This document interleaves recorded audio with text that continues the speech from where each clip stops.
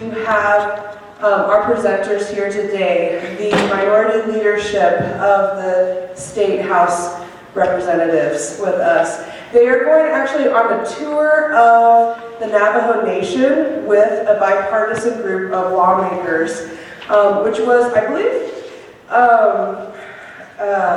organized by our LD7 legislators, Myron Sosi, Arlando Teller, and Senator Jamescita Peshlakai. So we really appreciate the state of Arizona legislators coming up to the Navajo Nation and learning about the needs of the Navajo Nation and rural Arizona. So Murphy Bannerman is here, and she's going to be moderating the event. She is from the ADLCC, which is the Arizona Democratic Legislative Campaign Committee, who are in charge of getting Democratic state legislators elected. And LD6, which is our legislative district, is a target district. We really want to flip our legislative district 6. And so we are going to be working very closely with them over the next year to 2020 to try to get Democratic representation for Flagstaff and Coconino County. And without further ado, Murphy's going to introduce the speakers and proceed with the event. Thank you. All right, so as Shauna just mentioned, I'm Murphy Bannerman with the ADLCC. I'm the Communications Director. And I first just want to give an applause to Coconino County Dems for raising this fire. We at ADLCC deeply appreciate your efforts in putting this together. I know it takes a lot of work putting together these types of events, and we appreciate this fantastic turnout, everyone being here today and participating, in the legislative process. It's so critical, and LD6 is incredibly critical. Just watching over the last legislative session, and me and our digital director were there every day tracking what was going on. There is nothing more needed than Democrats at the state capitol. So we absolutely have to flip all these seats coming in 2020, and we cannot do that without all of you participating. So here today we have Athena Solomon, co-whip in the House. Representative Solomon is from LD 26. And then we also have leader speaker Charlene Fernandez as well with us here. Sorry, soon to be speaker. Okay, let's just, we're foreshadowing here. And then we have a wonderful guest here as well, Senator Jamescita Peshlakai as well. We just mentioned they will be going on to LD7 coming up in the next couple of days doing a tour. So I will let them introduce themselves more fully and just give you more of an idea of their background and how long they've been in office.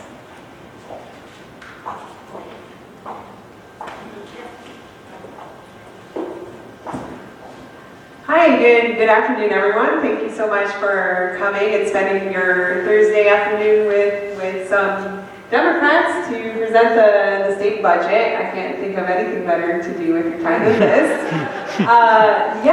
It's a pleasure to be here. My name is Athena Solomon. I'm state representative for LD 26. For those of you who don't know where that is, that's North Tempe, West Mesa, Salt River, Pima, Maricopa Indian Community, and a portion of South Phoenix. Arizona State is in my district, so one of your rival schools.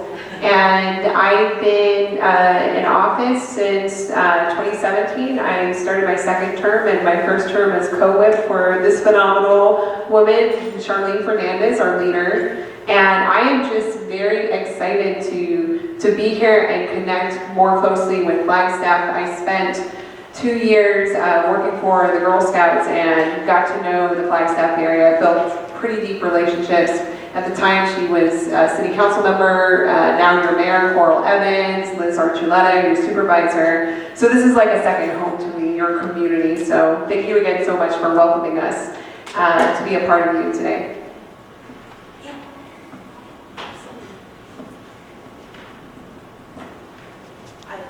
I feel better at a podium. I feel I'm right in the light of that. So, yeah, ești edoși de așa, tu ești zani, și ți-ai că ești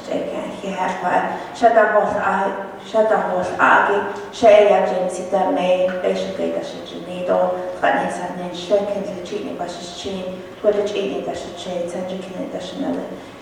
Good evening. I am Jamescita Peshlakai. I am the Senator for Legislative District number 7, which is the San Francisco Peaks, the mountain, and everything north of I-40 from nearly close to Lake Mead to the Four Corners and then just north of Tucson.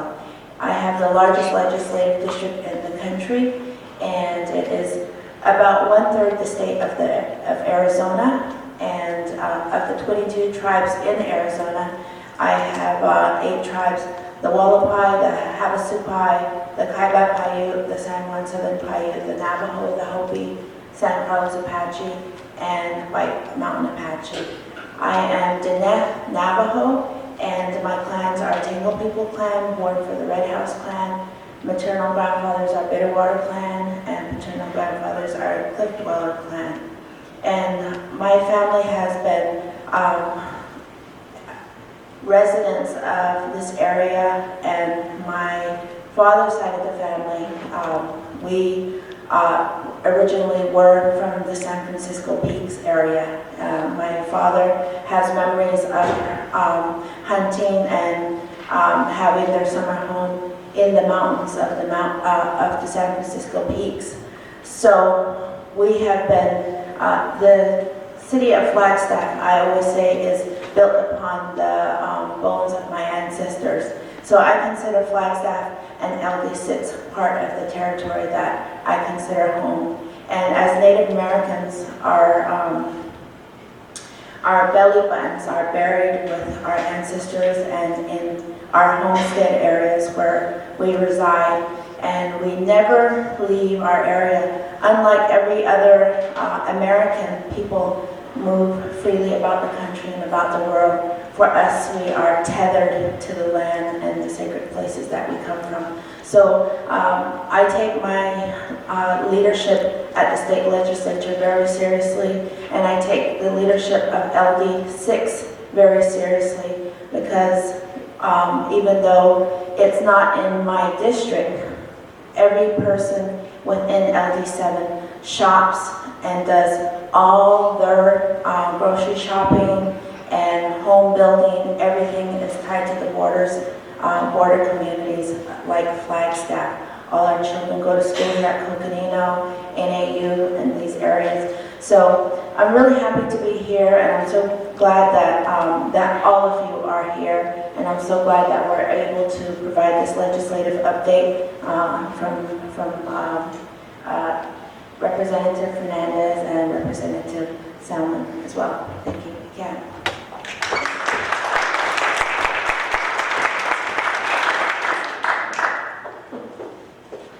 Well, I'm not only honored to be here among you, as you can see, I'm among 2 phenomenal legislators, and I think Senator Peshlakai, what she just said is she takes her job seriously, and I know Representative Solomon is the same way. You've got 2 women here that represent you well, so we're very fortunate. I'm Representative Charlene Fernandez, and I am lucky enough to be the House leader of 29 Democrats. We haven't been this close to being in the majority since 1966. So you can tell that we can feel it in our bones that come 2020, it's time for us to take over. This is one of the reasons that we're here visiting you, besides the fact that it is beautiful here and nice and cool, and that we're going on a tour of the Navajo Nation tomorrow and the next day. But we felt it was very, very important that we reach out to all areas of the state. We will be all over, because we know that in 2020 we will be in the majority. So I represent Yuma County. I am from LD District number 4. That's Yuma County, Pinal County, Pima County, and Maricopa County. My district is the 2nd largest in the state behind the senators here.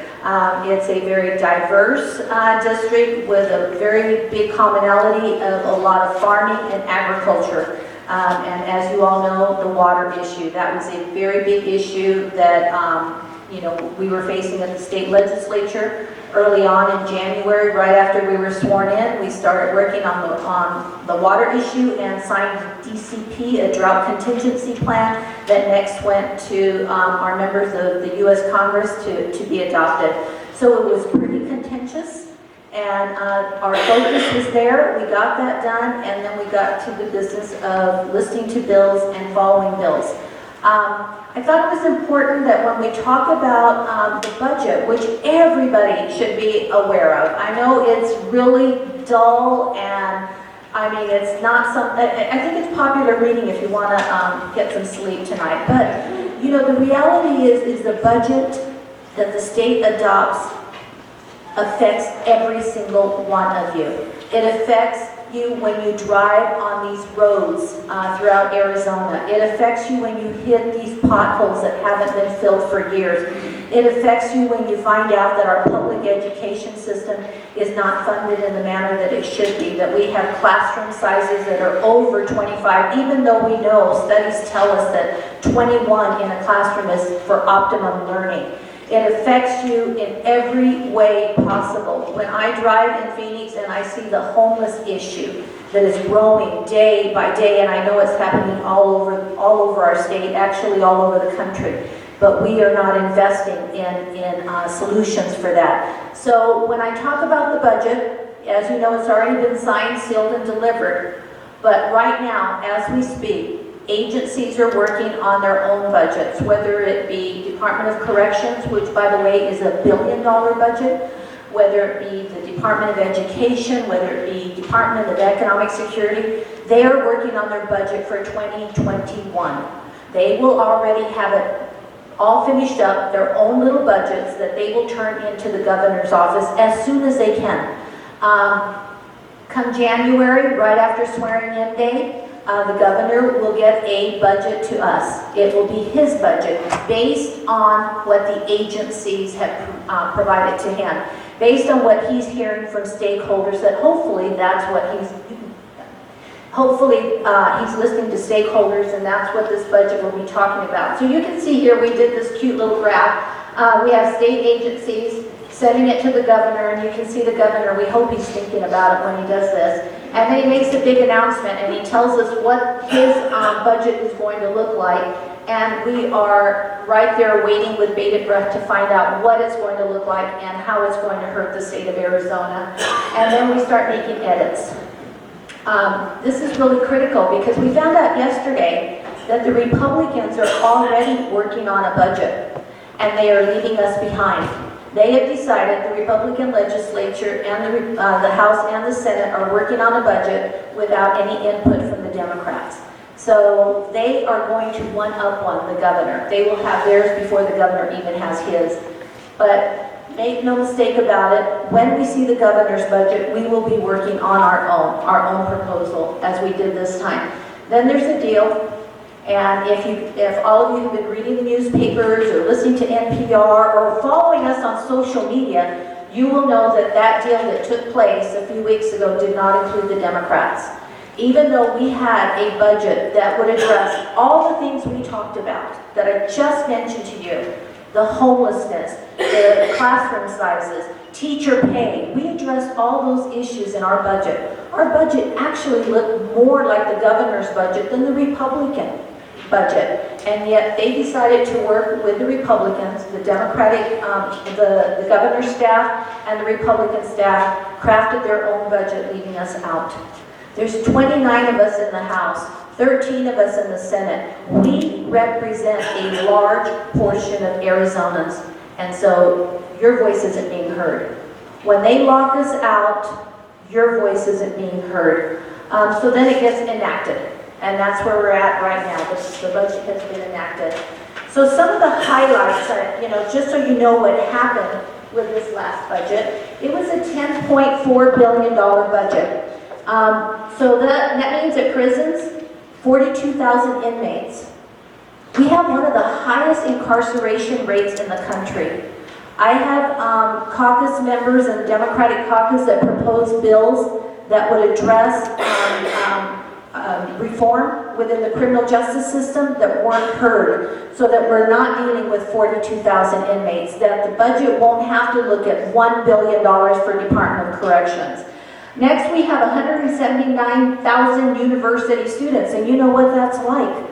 Right here in your own beautiful city, you have a great university, Northern Arizona University. Just like Arizona State University, just like the University of Arizona, my first year in the legislature, and that was 5 years ago, we slashed funding, millions of dollars to our universities.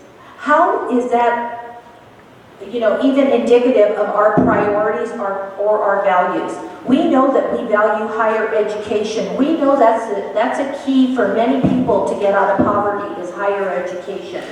So right now we're dealing with 179,000 university students and over 300,000 community college students. If you didn't know, community colleges within Pima County and Maricopa County were defunded completely by the state legislature. That happened the same time that we cut millions from our universities. We no longer fund community colleges in Pima County or Maricopa County. And rest assured, all the other community colleges, every time a budget comes up, we hear they're worried. They contact us and ask us to please make sure that they will get funding. Again, we know for many people, young people, older people, community college is the way to get out of poverty. It's the first pathway into our universities. We also have a budget that includes K-12 education. We're talking about 2,000 schools in Arizona, 60,000 teachers, and 1.1 million students. And by the way, those 60,000 teachers, one day they decided to walk out of school and walk to the state legislature. We saw them. Over 55,000 teachers walked to Capitol and said that the pay was not good enough. But that wasn't all that it was about. They also told us that their classroom sizes were too big, that the resources weren't there, that their classified staff needed to get paid better, that bus drivers needed to get better. Teachers were not there just for themselves, as usual. Teachers are always looking out for the people that help them, whether it be parents, students, classified, librarians, SRO officers. They ask that we bring them along. Medicaid, obviously people that we know all the time that whether they're in between jobs or the work that they do does not include medical insurance. We have 1.8 million members in Medicaid, and this is a very big issue and getting bigger by the day. Before we switch that, can we go ahead? We have 18,500 miles of state highway that we have to take care of and 66,000 miles of public roads. So those are all the things we take into consideration. You can go to the next one. So we talked about teacher pay increases, and these are some changes that we saw. There was an additional funding to support a 10% salary increase for K-12 teachers statewide. We've been visiting schools all throughout Arizona, and we see a lot of that has been implemented. We know that the governor promised 20 by 2020, and we actually think the governor will make good on that. We're hoping that he will. There was more money in this budget for public school teachers to get paid additional, so it would reach the 20 by 2020. Base level funding increased by $306 million, but it doesn't include K-12 support personnel as part of the pay package. And that's what a lot of people don't understand, is that we have not been addressing the issue of, again, bus drivers, cafeteria workers, nurses, librarians, teacher aide, counselors. They are not included in this. So we have to make sure that we diversify those revenue sources. K-12 additional assistance, classroom support funding was increased by $100 million. Formula pays for soft capital in schools such as new textbooks, desks, and computers, and we feel very hopeful about that. With the money that was appropriated to our public schools, maybe it will free up some money for some additional teacher pay increases, or, like I said, to support staff. And $271 million in classroom support is still suspended. We still owe our public schools over $271 million.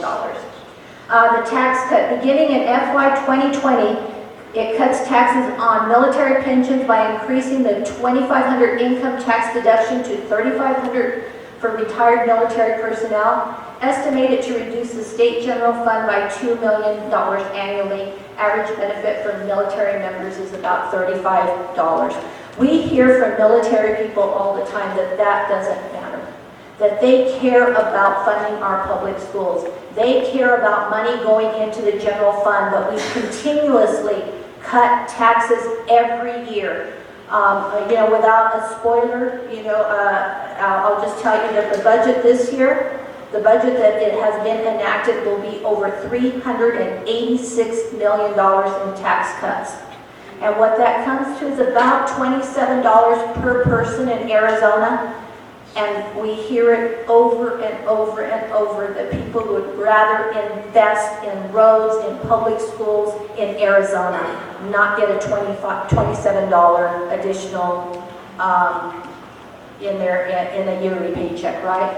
So the general fund revenue. So a lot of people wonder where the revenue comes from. It comes from sales tax, individual income tax, insurance premium tax, corporate income tax, other ongoing and one-time revenues. So you see that most of the money we get is from individual income taxes. That's you. That is you. And sales tax. That's when you're at the store, whether you're buying food or buying clothing or whatever sales tax you pay. We get very little from corporations. And this is a real issue. Every year we continue to give tax breaks to corporations.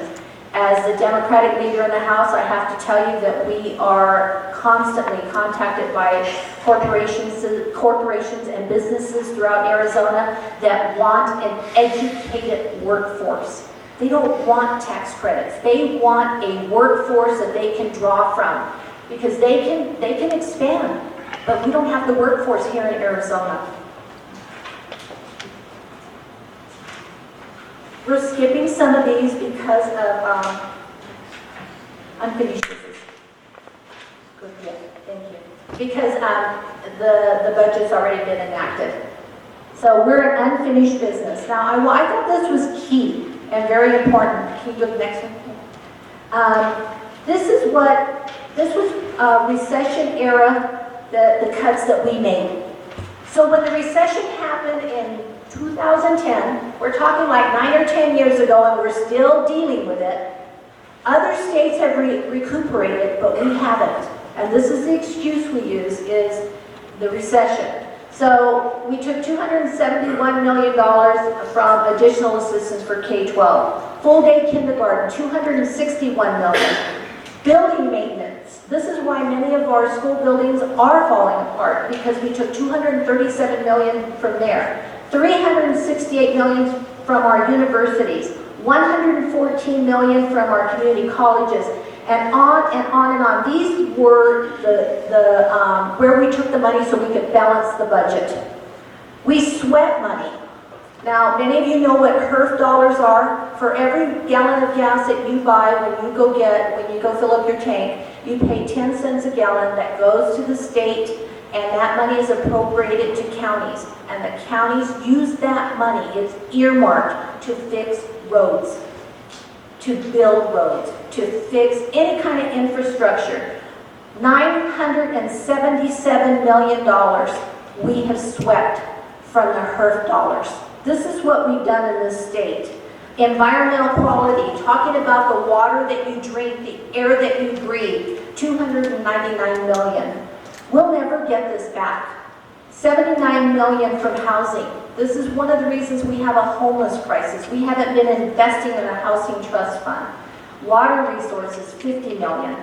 These are big issues that we hope as Democrats we can address. So state funding for K-12 students is still lower than pre-recession levels. So we understand there was a recession. We even hear from economists today. We talk to economists all the time. We have them come in and brief us. We hear that there might be a recession in the next few years. Well, we have not even given the money back to our schools that we took from the last recession. This is the chart for that. Look where we're at. $4,560 per student. At one time, we were at $5,161, and people wonder why we can't maintain our schools, why we can't pay our teachers what they should be paid. This is the problem. Once we fund them where we should be funding them at the levels of 2019, once we pay back the almost $1 billion that we owe them, maybe, just maybe, our public school system can be competitive again. So state funding for higher education has not fared any better. As you can see, the general fund spending, we're down 32%, 36%, 30%, 34%, and community colleges, we said they're no longer funded in Pima and Maricopa, and that's where we're at. And people wonder why, we don't have an educated workforce. If we can't fund our universities, the first thing they do, and our next slide will show you, oh no, this next one, the average tuition rates. This is what's happening to tuition at our universities. They've had to make up for what we did in the last 5 years. It's so great. So,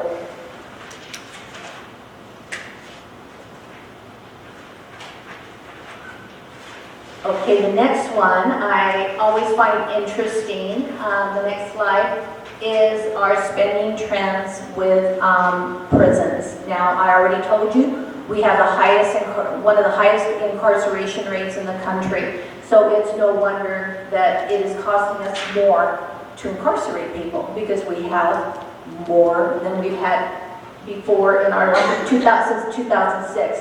We pay more per inmate, and granted, we're paying insurance and we're housing them, throughout the day, but we're paying more for inmates than we do for our public school student. And I don't think that that is a representative of our values or our priorities. We would like to see that reversed, actually.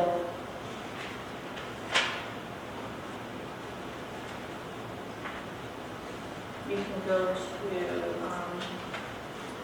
2020 budget revenue status. Okay, yeah, you had it right. Okay, so we've talked a lot about our values and our priorities. Obviously, that's very important to us. We listen to stakeholders. We talk to our constituents. We bring back from our very diverse caucus, whether it be in the House or the Senate.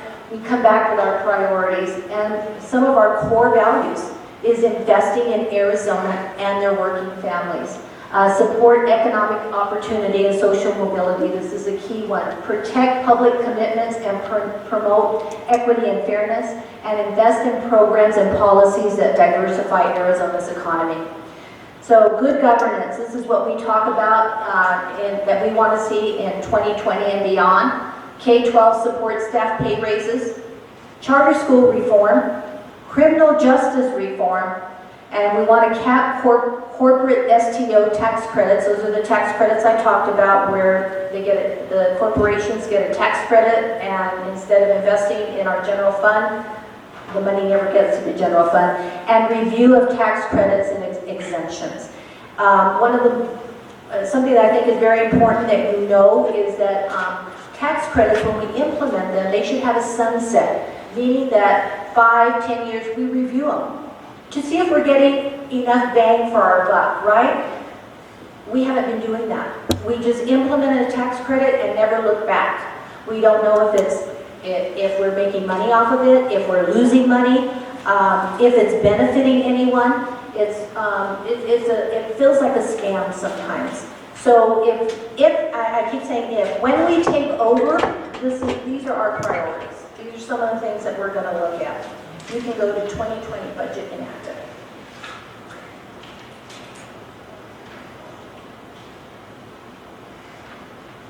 Okay, so these are some of the key achievements from 19. So I'm sure all of you heard that for the governor, it was very important that we invest in the rainy day fund. And actually, in our proposal to the governor, we had a portion going to the rainy day fund. We think it's really important to invest in the rainy day fund, and one of our reasons for that is because we know we're going to take over. We're going to take over in 2020, and we want to make sure the money's there for us to do the things that we need to do to make the budget reflective of Arizona and Arizona's priorities. So $542 million in the rainy day fund. Obviously, the $136 million increases to K-12. One-time funding for K-12 building renewals and repairs, $88 million. Additional funding for new school construction statewide, $27 million. Additional ongoing for K-12 SRO school counselor grant, and this was a real big win. The governor wanted to appropriate money just with SROs. We were pretty adamant that we thought that we needed counselors in our schools, so now there's a grant program, and you can either choose to apply for a grant that will be ongoing to fund an SRO officer, or you can fund counselors in your school. So this would be a decision made by the district, which we think is very important because we believe in local control.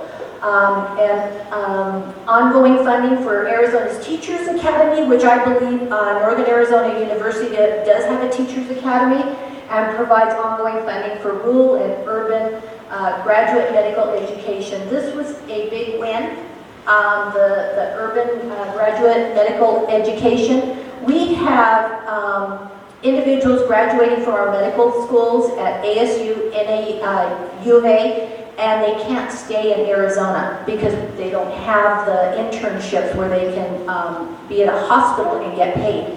So with this money, people that normally would go to California or Oregon or Massachusetts can choose to stay here in Arizona. And you and I both know that when people stay here and work here for a while, Arizona grows on them, and they usually, raise their family here and stay here. So we're really excited about that one. The next one. Infrastructure and social services, key achievement, additional funding for the I-17 expansion, includes one-time funding for road infrastructure, state employee raises, authorizes additional federal dollars for DES childcare, additional ongoing funding for DES developmentally disabled providers. Now I got to tell you, this was a big one for Flagstaff because of your minimum wage here. Flagstaff, the mayor and the council came and talked to us. Many of the providers here that provide for the developmentally disabled were going to close their doors because they couldn't make ends meet. So we did get additional money for that, but I got to tell you that in the budget, there's some not so good things for Flagstaff because you're being punished for having such a high minimum wage. And by the way, we try to fight that.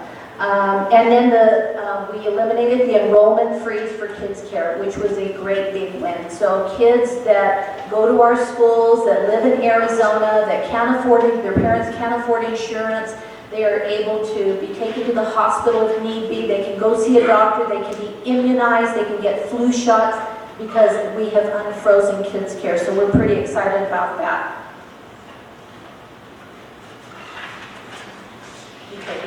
So a matter of perspective. So I'm sure a lot of you heard about Wayfair. It was one of the most complicated things I've ever seen, or it took up a lot of time, but Wayfair would have provided more additional money for Arizonans in the way of bringing it to the budget. Instead, this is where the over $360 million in tax cuts came from, was from the Wayfair changes and the conformity. It was something that the Republicans have been working on since day one, and the governor gave in to them. And I think actually that's it. This is like our budget in a nutshell. This is what we go through. Again, as I said, it is complicated, but I think the most important piece is that beginning piece about today, the agencies are building their budgets now, and the governor will have his budget in January. But between now and January is when you need to be vocal. You need to make sure that people know where your priorities stand, that you care about public education, that you care about criminal justice reform, that you care about homelessness, that you care about the developmentally disabled. Even though we did provide funding, that issue is going to come up again and again, and we have to make sure that the caregivers that are providing that care for the DE community, that we are there for them and we make sure that they are paid what they should be paid. That people aren't closing their doors because they can no longer afford to care for our most vulnerable. So we are counting on you. We're pretty excited. We have a system at the state legislature where you can, it's called Request to Speak. You can, online, you can open an account. And we just found out that we now have over 10,000 people this year that applied to Request to Speak. So we are really excited about many of you that have become active in this community. We need you. If you want to see positive changes here in Arizona, we need to change the face of the Arizona State Legislature. So I have two members here that will be happy to answer any questions. And I will answer questions too, but we'll be happy to answer any questions. They'll come around, or I think they had you fill out a card. I'm not sure which it was. And we'll make sure to get to them. So thank you very much.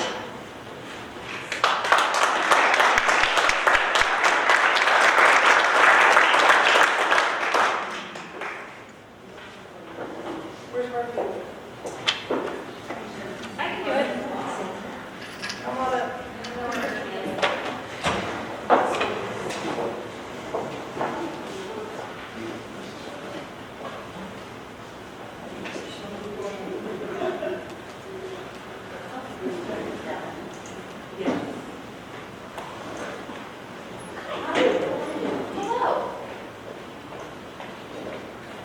So, hi everyone, I'm the digital director with ADLCC, so I work with Murphy a lot at the Capitol, and so I will read questions right now. So, and if you have any more questions, please just send them up to me, I can read them. Is there any chance of going back to government-run prisons, not for-profit in Arizona? Could you talk a little slower? Oh yeah, sorry, I know that's an issue of mine. Thank you. I'll try. Is there any chance of going back to government-run prisons, not for-profit? As long as we have the current majority, no. What we saw in terms of policy before I was in there, maybe you two were there when they enacted some of these policy changes, were not only the expansion of private prisons, but also prohibiting the legislature from even establishing a study committee to study the cost impact of private prisons. Are they actually saving the state money? Since that is often the guise that conservatives will use to justify incarcerating people for profit. So, and just overall, in terms of big picture context, it's not only, you know, privately run prisons that are profiting off of incarcerated individuals, but we even know in our publicly run prisons, we have no idea where that $1 billion that we're giving to the Department of Corrections is even going. And a lot of the actual services that the inmates receive are privatized. The healthcare is privatized. So it's state-run prisons, but it's a private company that's profiting. The phone calls are privatized.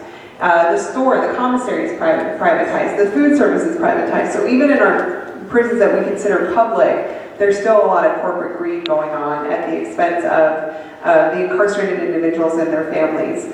It was incredibly frustrating because there was some bipartisanship in terms of trying to get some sentencing reform done so less people end up in prison. But even then, with the Republican majority, the one really substantial bill that was going to prohibit first-time offenders from getting stacked with multiple offenses when they commit just one single crime, made it to the governor's desk, and we know that the prosecutors then took the power of their lobbying from the legislature to the governor, and he vetoed that bill.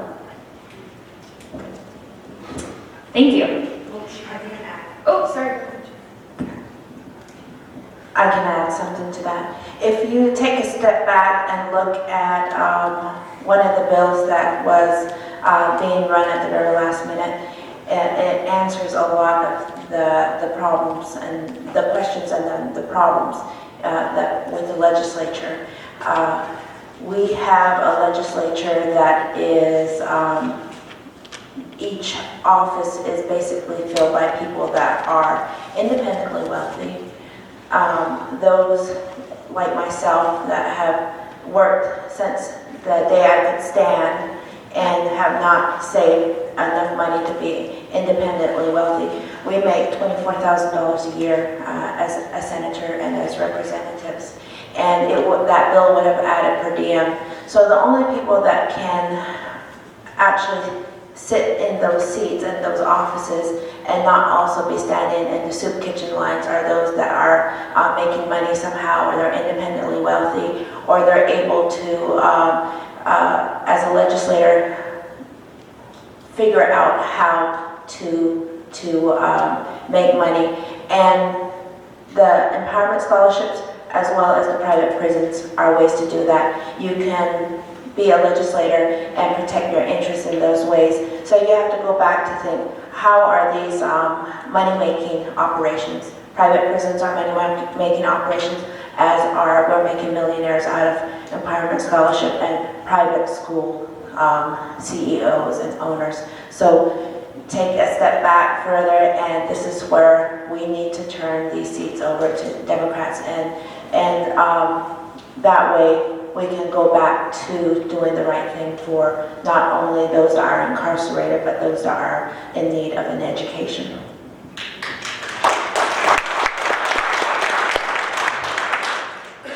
So this one is about the federal housing subsidies that are not actually being used to pay for rent anymore.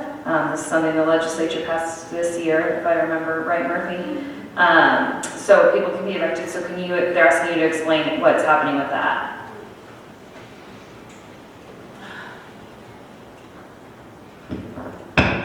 Seemed very, very, I would say divisive, because obviously it passed along party lines, 31 to 29. For many of us on the 29 side, and you can speak to what happened at the Senate, is we understood the bill to be if you have a Section 8 housing and you receive a check each month to live in, whether it be a condo, an apartment, or a house, and for whatever reason you can't come up with a remainder. Let's say that it costs $900 and you have a $450 subsidy from the federal government. You can still be evicted from that house. You can still be evicted even though you paid a portion of it. Since I've been there for the past 5 years, I have seen one after another bills that come through regarding housing. And that sounds very promising. It's to benefit the landlord. Always to benefit the landlord and to evict the owner. It's been really difficult because as we are passing those bills, we see the homeless rate grow and grow. So this bill was a terrible bill. Like I said, it passed along party lines, 29 to 31. As soon as we take over, those are some of the things that will change.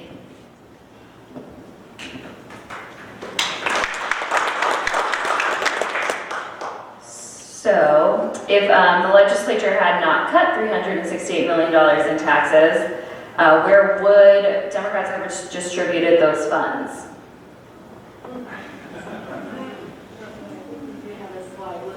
I think there's a slide for that. I think she's going to look for that slide. We, as I said, we have a proposal that we presented to the governor's office, and we had a press conference and presented it to the people of Arizona.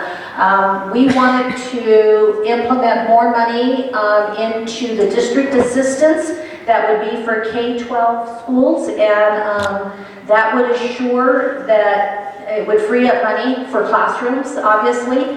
That was one of our proposals. The Housing Trust Fund. Again, we want to address the issue of homelessness, and we wanted to put more money into the Housing Trust Fund.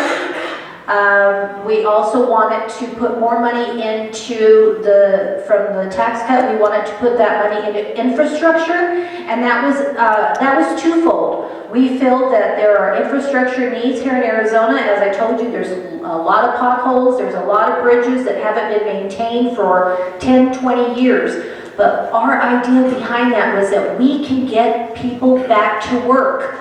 Once we start investing in Arizona, we can put people back to work. Even with the district assistants, when a school has money freed up, they can start hiring that librarian that they laid off 2 or 3 years ago, or that school nurse, or cafeteria workers. We want to make sure that when we invest in Arizona, that we make sure that we're putting people back to work.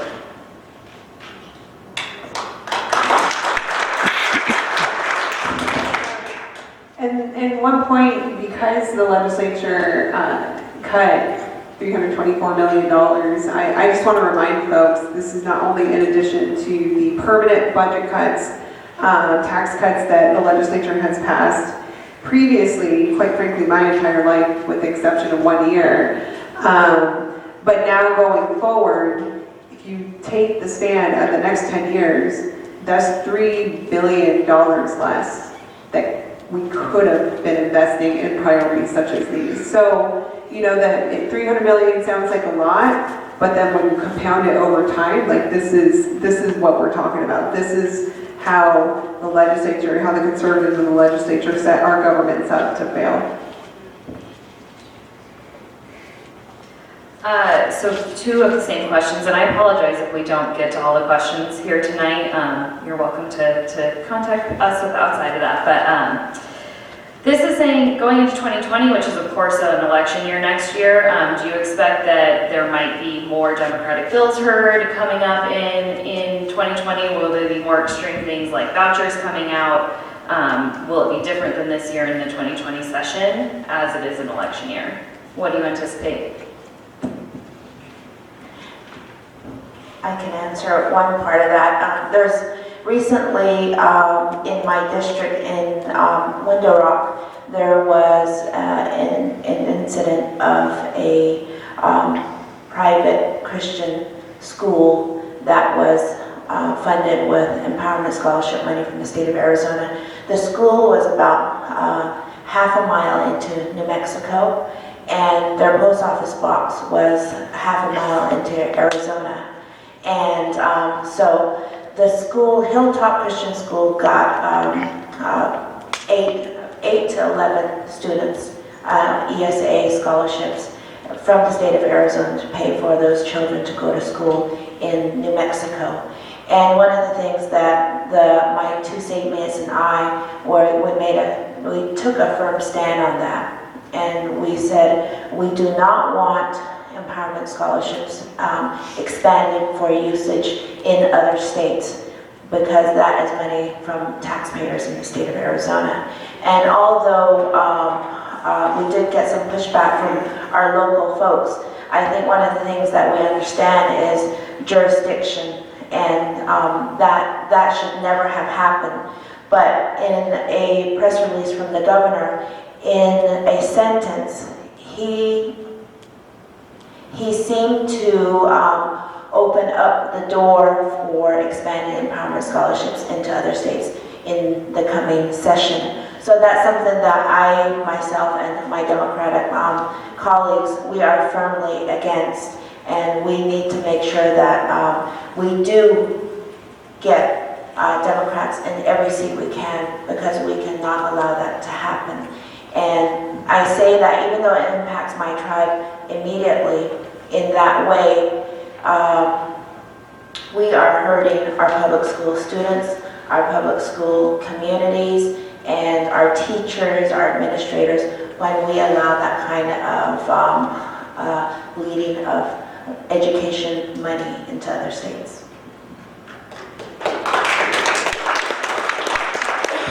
That's a very, very good point. I think it's very important that we understand that the people of Arizona spoke. The initiative was passed. I think many of you probably carried that initiative, the SOS on empowerment scholarships. Many of you signed it. and the people of Arizona spoke that they did not want an expansion of the empowerment scholarships.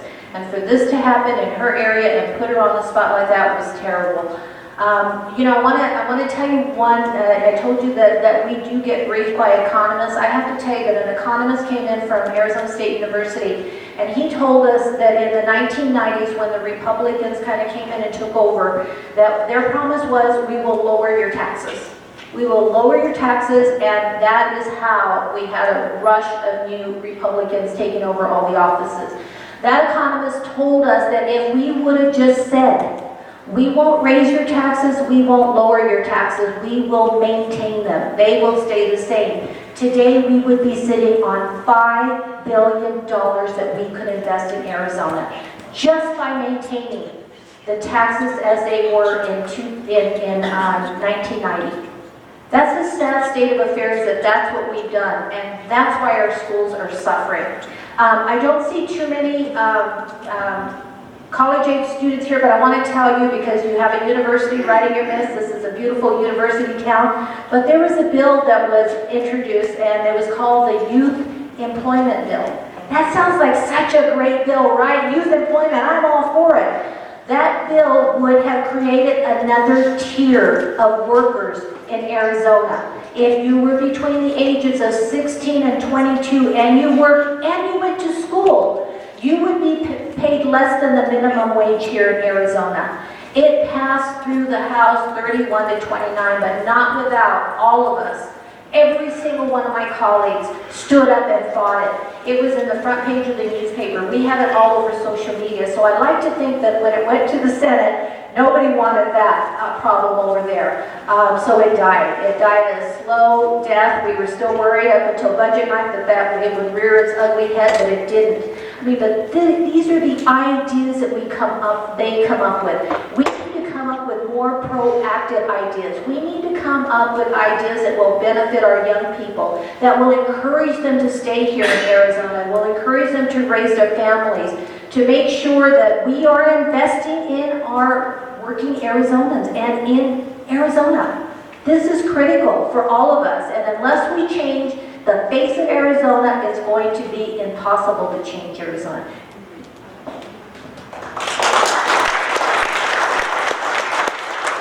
And just to address the point briefly about will more Democratic bills be heard in committees, I was just looking up the numbers. It took me a little bit to find the spreadsheet.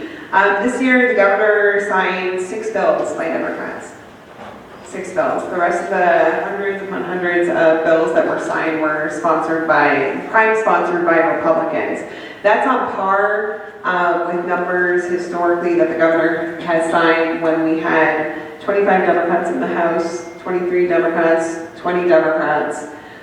So, you know, even though we are at historical highs in the House and the Senate is also very close in flipping that chamber, the behavior is not changing with the majority party. And I believe that we will continue to see the status quo unless we come back with a blue majority in 2021.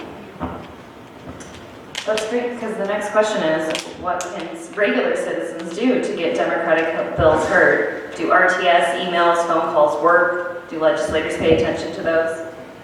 We were discussing this on our drive up, that this year alone, there was 10,000 new accounts created on the request to speak system. So that, I mean, that's your hard work, that's the hard work of people all over the state, Maricopa County, Pima County, Yuma County, Coconino County. We know last year there were 9,000 accounts created, in 2017 there was 10,000. There are so many people that are engaging on request to speak that, you know, we had one conversation with the majority leadership where they questioned whether or not you all were real people. So if that's not indicative of the system working and the public pressure actually getting their attention, getting all of our attention, then I don't know what is. I would also say, earlier I was at a lunch, and one of the things that shouldn't be surprising is that public pressure does work. You might not get a bill to pass, you might not get a bill to fail at the end of the day, but it still sends a strong and clear message that accountability will come. And if it doesn't come in the form of a lawmaker changing their vote to what the public supports, again, we saw in our chamber, 3 out of the 4 Democratic pickups that we had, 3 of those seats were held by Republican incumbents. And that was social media, that was you all calling, that was emailing, and then of course in the election cycle going out and telling their constituents about whether or not your elected officials are actually listening to their constituents. I think that one thing that I know, being from northern Arizona, is that I grew up here in Flagstaff and in my district on LD7 in Cameron. And I know that LD6, all my friends that I know, we just cannot figure out how it is not happening that we're turning LD6 blue. It is just, it's a travesty to the families and to all of us that live here, work here, and love Northern Arizona and Flagstaff. And Flagstaff is a treasure, it's a gem in the desert here in Arizona.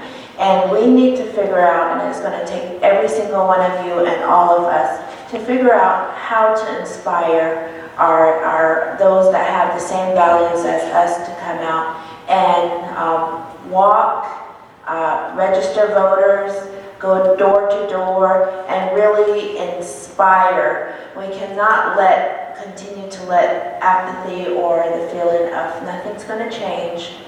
Flagstaff is a GOP town, and that's not true. You go to anybody, any gathering, social event, you are talking to those that have a Democratic Party values, just like all of us, and we need to figure it out. And I always feel like we're just on the cusp of changing this seat, and I think it is so very important that we do that this year. And last year, I know one thing that scares the bejesus out of every GOP legislator is seeing 50,000 people marching to the Capitol on the streets of Phoenix. And that is powerful. And if it takes that every single year, then we're just going to have to do it, because everything is important and everything is incumbent upon our participation and our inspiring everybody, our neighbor, our brother and sister. Believe it or not, I have a sister that is a Republican, and I have unfriended her on every social media there is. And but we have to go on despite that and get everybody on the bandwagon with all of us. I know the sign says stop, but Senator Peshlakai made me think of something that's really important for this group to understand, is that for a long time, for a couple cycles, your district, Legislative District 6, was one of the districts that was the pathway to a Democratic majority in the Senate.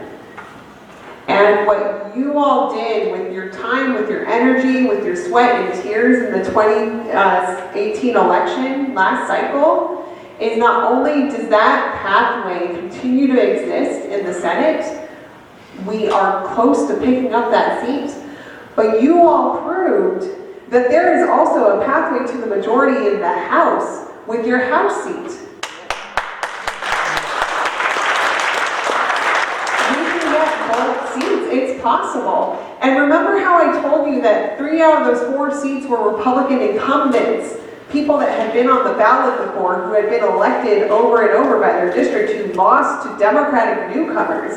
That person in your district who almost lost was an incumbent who is now turned out. So understand the opportunity, whether or not you all choose to take it, which we need you to take it. We're all 3 of us are in Democratic leadership, and there is so much opportunity that exists if we had majority in both of our chambers. So if you choose to take it, not only do you have an open seat in your district next cycle, but that incumbent is planning on running for the Senate, and we have proven, you have proven that he is beatable. Oh yeah, no, please clap for that. last thing on this point is understand it's not just the whole entire state of Arizona that has eyes on you. Under this presidency, that local control, that state check on the federal government has landed on state legislatures across the country. And so we are seeing new energy on not only flipping our federal government and getting the presidency back, but we are seeing energy all across the country of, can we turn these state legislatures blue? And so it's not just Arizona that's looking at what you all will be doing in LD6, but it is the entire United States of America that is going to be invested in what happens in your district. So please understand, you are some of the most empowering and powerful voters and potential volunteers that exist in Arizona. One more thing to that. One thing that Representative Salmon reminded me was also exactly what she said is at the federal level. What we do here will impact our congressmen and our senators that will be going to Washington. And I am the campaign treasurer for Mark Kelly, who is our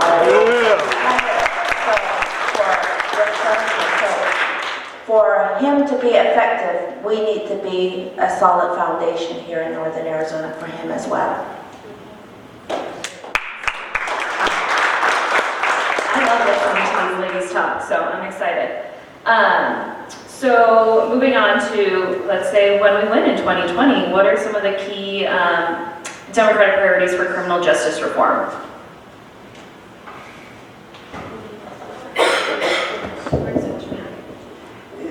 So one of the things that I'm really proud of about being a Democrat is we have amazing ideas that we sponsor year after year after year after year that the public largely supports, and thanks to public pressure, one day, and something falls from the sky and a GOP member goes, oh, hey, has someone done that before? I'm gonna run that bill, right? And so the 2270, which was sponsored by your representative, is something that Democrats have been doing for a long time, which is earned release credits. So you can actually, while you're incarcerated, earn time off your sentence for meeting certain objectives and goals while you're in there. Under a Democratic majority, that bill would end up on the governor's desk. Under a Republican majority, that bill went nowhere. They had a prior bill that we talked about that got to the governor's desk. That one we would pass an even better version of that. And then one thing that I champion, that I will continue to champion, is how do people get treated when they are incarcerated? I was the prime sponsor in 2018 on House Bill 2222, which was the radical idea that women in prison should get the tampons and pads that they need.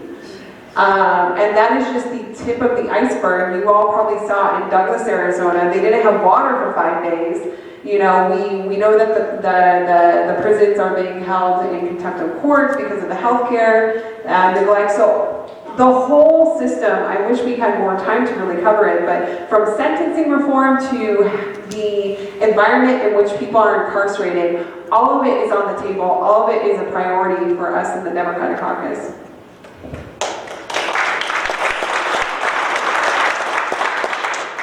And then, could you just explain a little bit more about what happened with the minimum wage and Flagstaff and the bill that the legislature passed this year?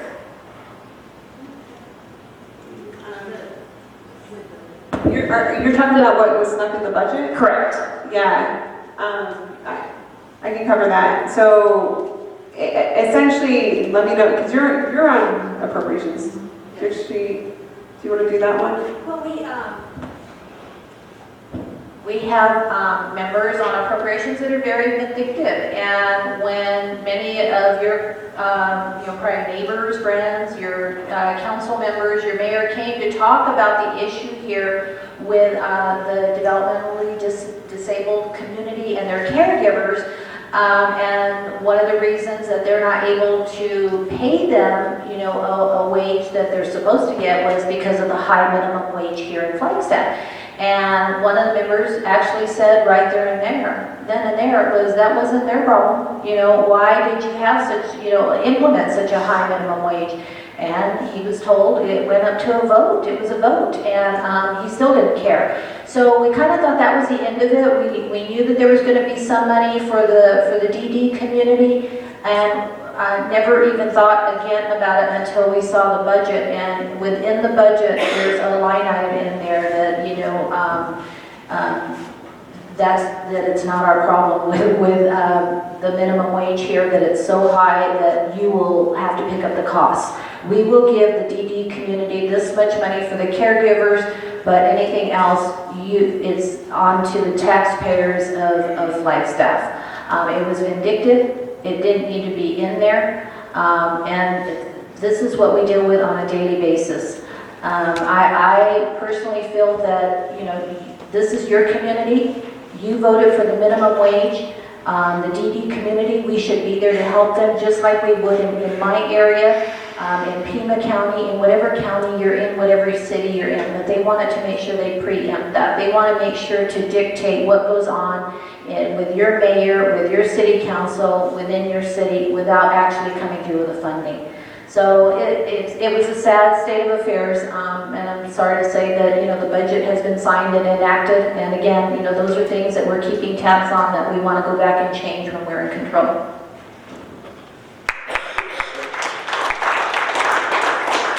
So I know we've talked a lot about education tonight, as well as Arizona has one of the lowest, or not even one of the lowest student-to-council ratio in the country. And community colleges are underfunded. So how are we going to make sure in the future that we're getting the funding that puts our schools where we want them to be?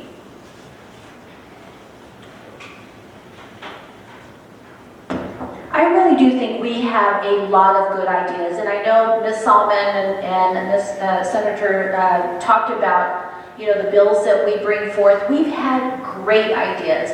STOs is a method of taking money before it ever gets to the general fund, where and it's a nice thing, right? You can give money to this school here, and you won't in lieu of any taxes that you owe. It's a popular idea. I know exactly when it was implemented and what a great idea it was then. The problem is it creates a lot of inequities. You have schools in Paradise Valley in Scottsdale that receive so many STO credits that they have to, they use them year after year after year. Yet you have schools that, in my area, that don't receive any because there isn't any wealth around the school. So it creates a lot of inequities. This year we did put a cap on STOs where they won't grow at such a rate that they're going to break the bank. But we, as Democrats, we thought about just scaling back STOs completely and making sure that we fund every single one of our schools in an equitable manner. I mean, as I told you, businesses have reached out to us and said tax credits are not something we're looking for. We're looking for an educated workforce. The problem is if we ever get rid of those tax credits when we're in control and we get rid of those tax credits, they've got those banked for years and years and years. So it'll be a while before we see that money come to the general fund. But I know that many times people want to peg Democrats as tax and spend Democrats. Are you going to raise taxes? If you vote for a Democrat, they're going to raise taxes. As I tell them, everything is on the table. We need to look at everything. Cutting taxes has not been the way to go. Should we maintain taxes? Will that work? Will we have more money coming in? Should we have conformed to the federal guidelines on tax conformity? Should we have done what we did with Wayfair? It's really impossible to go back, but we're going to look at those things when we are in control, and we will make sure that that money is invested in ways that will help Arizona. Again, when we invest in infrastructure, we're going to put people back to work. When you put people back to work, they start paying into the system.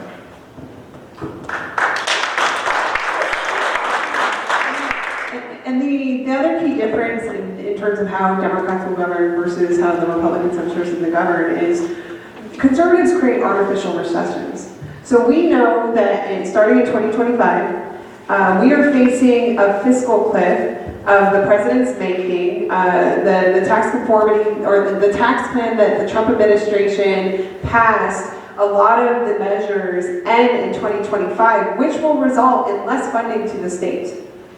This is happening. This will result, do you remember how many millions of dollars we're going to lose instantly? Then in 2026, you all remember, which, you know, regardless of what side you voted on, right, we know that the schools had very limited options. So the governor took Prop 123 to the voters. And within Prop 123, there's another cliff built in because the funding that we are stealing year after year from our state land trust, the rate goes back down. It gets reverted to a lower percentage. And so the schools will lose hundreds of millions of dollars if we don't do something. And yet they passed a $324 million permanent tax cut that will be sustained not only over those years, but then compounded by those years. So again, you know, when you're looking big picture, it's incredibly difficult in Arizona to raise revenue because it requires a 2/3 majority, and you have a party that is completely hostile to increasing revenue and has done anything in their power to not only decrease it, but then put in our policies artificially built recessions so that they can then make excuse to continue and cut more funding from the services and the programs, and ultimately just from the public treasury. I mean, this is the public good. We're talking about the common good. To me, this is common sense, but when your values don't share that, then that's what we see. Also, this year we saw Kathy Hoffman become our superintendent of schools, and she's fighting a battle, and so is our Secretary of State, because they are the Democratic Party candidates and now officials. And so now they're being punished through the budget by being tasked with more and given less money to do these tremendous tasks. And I think one of the things that, because of the budget cuts, I can tell you, living in LD7 in Cameron, our children are getting less public education. They're getting less opportunity. They're getting less of everything. And what that creates for us in the community is an area of high unemployment and a lot of drugs, a lot of alcohol. And so what might happen is, yeah, you're paying less taxes, but the place that you're living is a place to be, you have to lock your doors, you have to have bars across your screen, because come sundown, it's like Night of the Living Dead, because we have so many people that have no more hope, nowhere to turn. Life has become completely unbearable, and they self-medicate with drugs and alcohol, and it's just a terrible cycle that continues. And it's not just in LD7, it's across every one of our communities with this opioid epidemic and these drug problems, and we see more and more homeless people on the street. And so the more we cut taxes, the more we shoot ourselves in the foot by making our communities, our state, and our country less safe for all of us. Thank you. That's all the time we have for questions, so I'm going to turn it back over to Murphy. All right, so let's give a round of applause to our presenters here. Thank you. And a round of applause again to all of you that are here attending tonight, and to our Coconino County Dems for hosting this wonderful event.